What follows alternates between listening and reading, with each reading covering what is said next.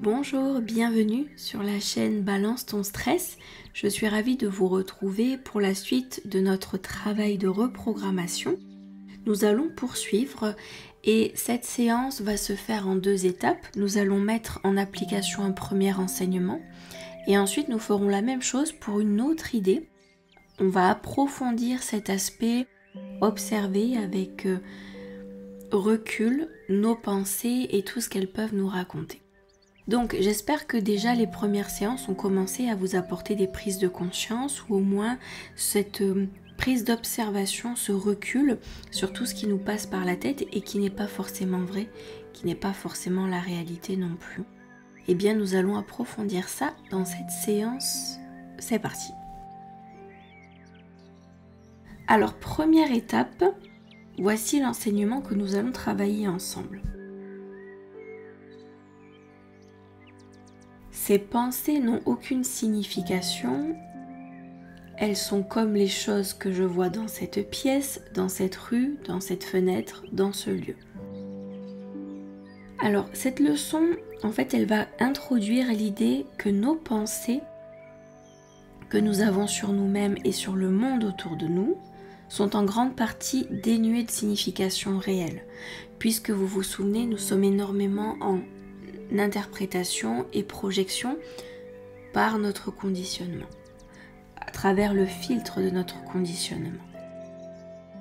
Et donc cette notion, cet enseignement nous invite à mettre de l'ordre dans nos perceptions et nos pensées, pour se rendre compte à quel point notre vision n'est pas forcément objective, n'est pas forcément la réalité ou une vérité absolue.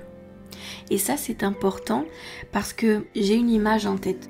Prenons 2 personnes qui sont face à face l'une de l'autre et qu'au sol il y est écrit un gigantesque 6, un numéro 6.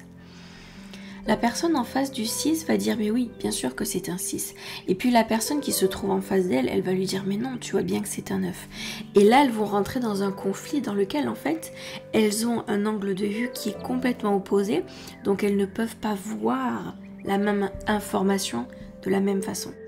Et c'est là que c'est très intéressant. C'est qu'au fur et à mesure, vous allez vous rendre compte, l'autre en face de moi peut avoir un avis différent du mien, opposé au mien, et pourtant, je peux l'entendre. Cela ne veut pas dire que je suis d'accord ou que je partage, mais je commence à m'ouvrir à la possibilité de pouvoir l'écouter tel qu'il me le propose. Et vous allez voir que cela crée de grands changements, puisque du coup, nous évitons le conflit. Tout ce qui nous semblait absolument conflictuel, et bien du coup, on va créer comme une sorte de conscience. Je me rends compte que il y a une multitude d'opinions dans ce monde et que finalement, peut-être que personne n'a la vraie réponse, n'a de réponse juste, et c'est ok. Il y a autant de différences d'opinion qu'il y a de différences de conditionnement. Donc vous voyez, cela peut créer une multitude d'opinions divergentes, et c'est ok. Donc pour en revenir à l'enseignement du jour, nous allons nous familiariser avec l'idée que nos pensées, surtout les pensées qui surgissent dans notre esprit, n'ont pas de signification absolue, pas plus que les objets qui nous entourent. Donc ces pensées, elles ont la signification que nous leur attribuons. Et souvent cette signification, elle provient uniquement de notre conditionnement. Je ne peux me faire une observation qu'à partir de ce que je connais, qu'à partir de ce dont j'ai conscience. Donc en restant enfermé dans ce que je connais et uniquement ce que je connais, je ferme toutes les portes, toutes les possibilités à autre chose. Donc, en quoi consiste l'observation de ces pensées sans jugement ? Eh bien, la première étape consiste à observer nos pensées sans essayer de les analyser ou même de les contrôler. Simplement, je les observe, je les constate et je ne porte aucun jugement ni aucune interprétation sur ce qu'elles me racontent.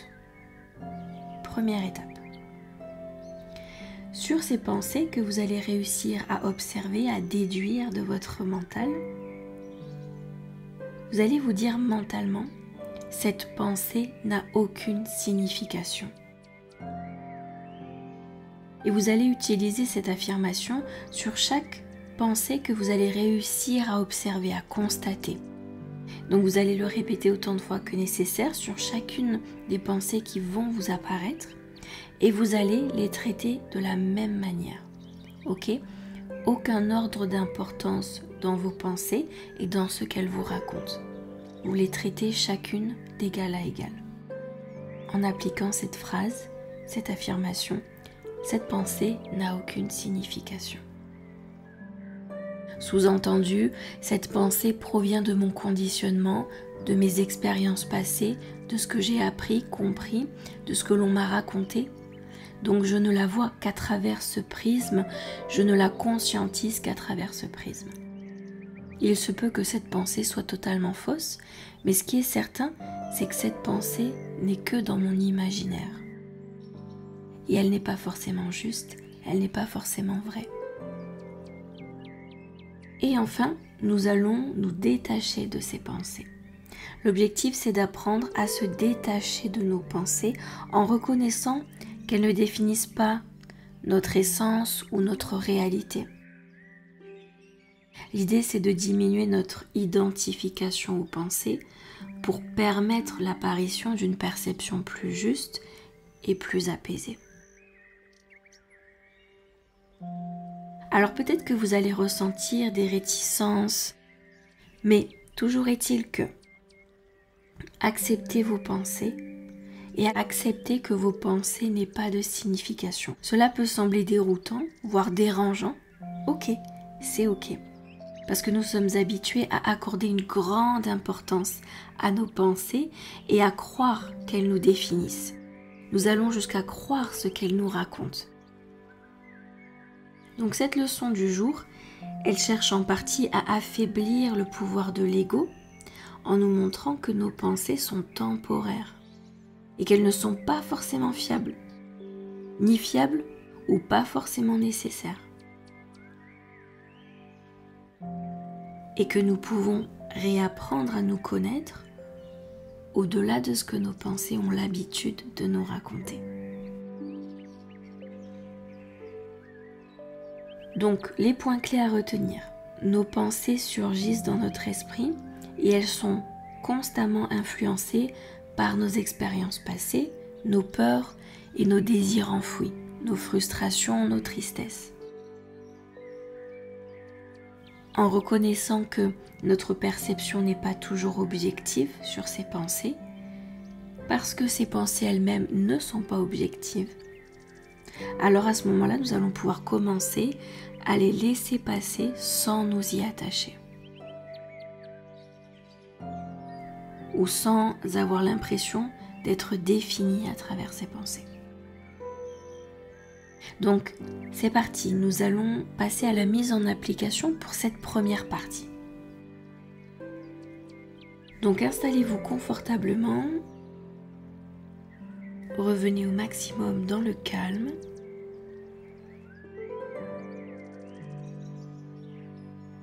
Et vous allez commencer à observer vos pensées sans essayer de les contrôler. Laissez-les circuler librement.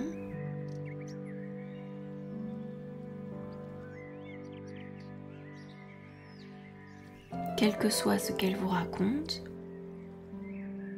quelle que soit l'information qu'elles véhiculent,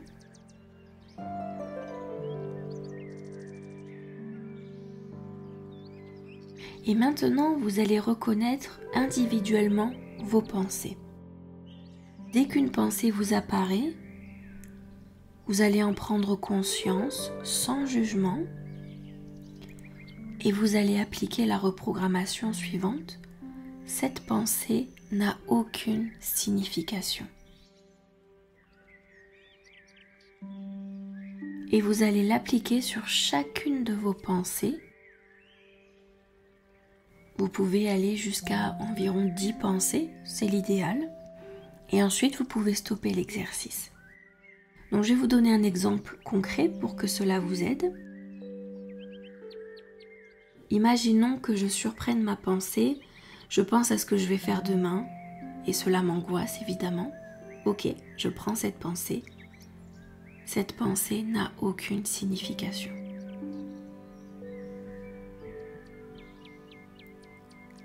J'ai constaté une autre pensée. J'ai une inquiétude sur une situation passée que je n'arrive pas à résoudre. Parfait, je vais appliquer la reprogrammation dessus. Cette pensée n'a aucune signification. Ok, vous pouvez y aller, mettez sur pause et quand vous avez terminé, vous revenez sur l'enregistrement. Parfait, donc cette mise en application, elle va vous permettre de conscientiser, de réaliser que les pensées qui surgissent ne nous définissent pas. Nos pensées ne nous définissent pas. Et c'est hyper important parce que c'est hyper libérateur. Et bien entendu, avec de la pratique, vous allez commencer à voir vos pensées comme presque des nuages passagers que vous pourrez éloigner comme vous le souhaiterez, sans qu'ils vous atteignent émotionnellement.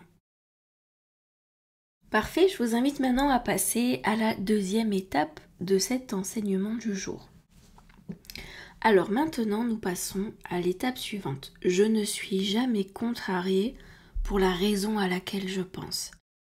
J'aime énormément cette leçon parce qu'elle crée une paix d'esprit sans précédent. Regardez la puissance de la phrase. Je ne suis jamais contrariée pour la raison à laquelle je pense. Je vais développer. L'idée derrière cette leçon, c'est que les raisons dont nous sommes persuadés, que nous sommes contrariés, dérangés, tristes, ne sont pas véritablement les causes de nos malaises.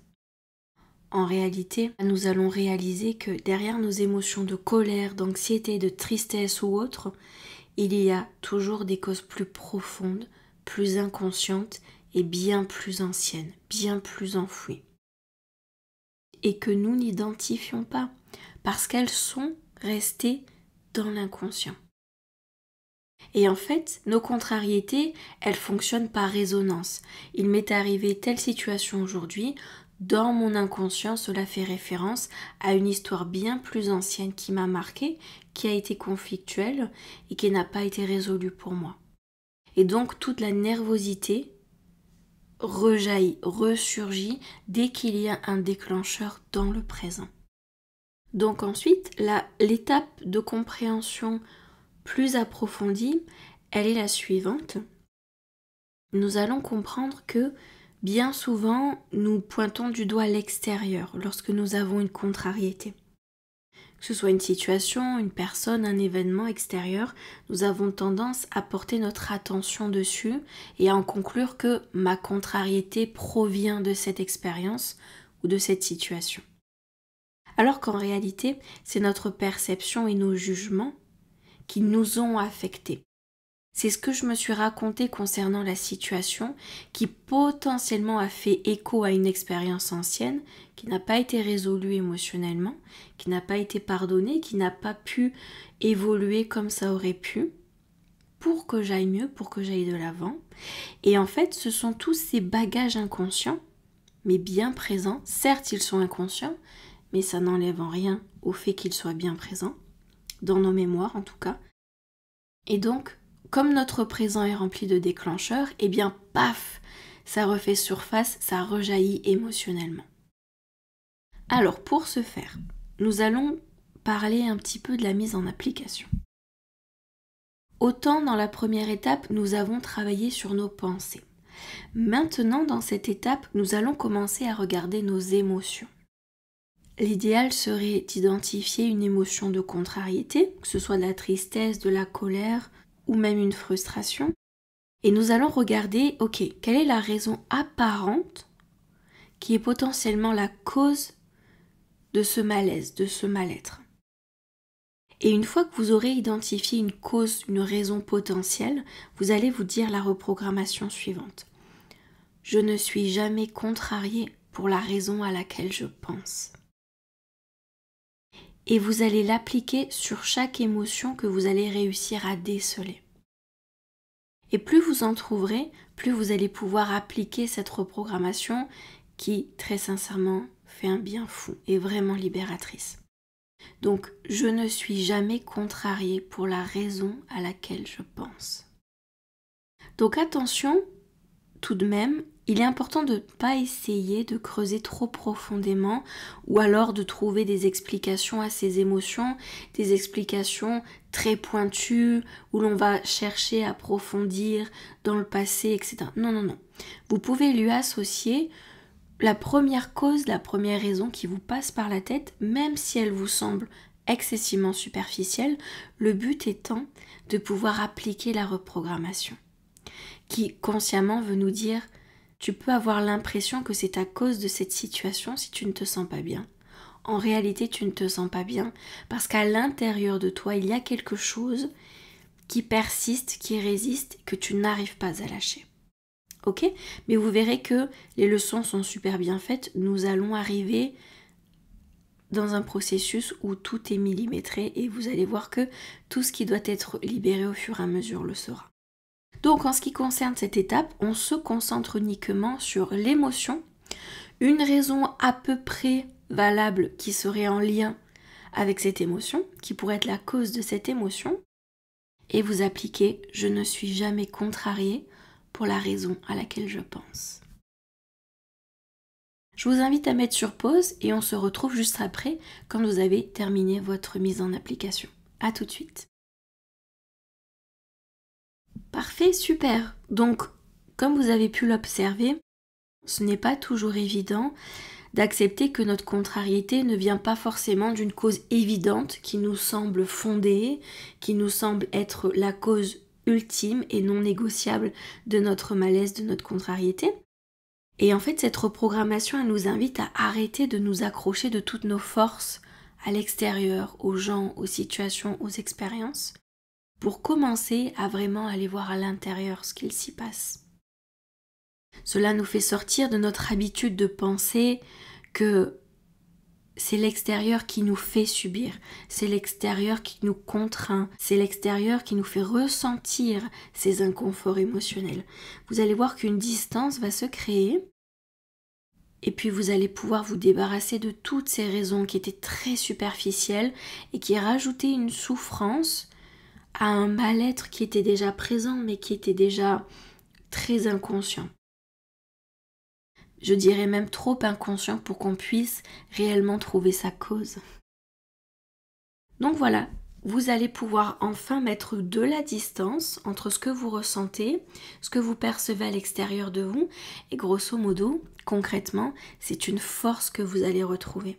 À partir du moment où je n'ai plus tous ces déclencheurs qui proviennent de l'extérieur, je reprends une puissance, je reprends un calme considérable. Ok, le fait de ne plus donner toute cette puissance à l'extérieur qui finalement se retournait contre moi, contre mes propres émotions, vous allez voir que vous allez retrouver une puissance et une sérénité impressionnantes. Donc, comme la leçon précédente, vous me mentionnez en commentaire quand les 2 étapes sont faites. Vous pouvez me noter challenge OK, comme ça je saurai que ces 2 étapes-ci sont faites, c'est OK. Et comme ça ensuite on pourra passer à la prochaine étape. Vous laissez bien poser 24 heures entre cette séance et la prochaine, de façon à ce que tout puisse prendre sa place au fur et à mesure. Je vous remercie pour votre attention, félicitations pour ce beau challenge que vous avez accepté de suivre, donc c'est génial et je vous dis à très bientôt.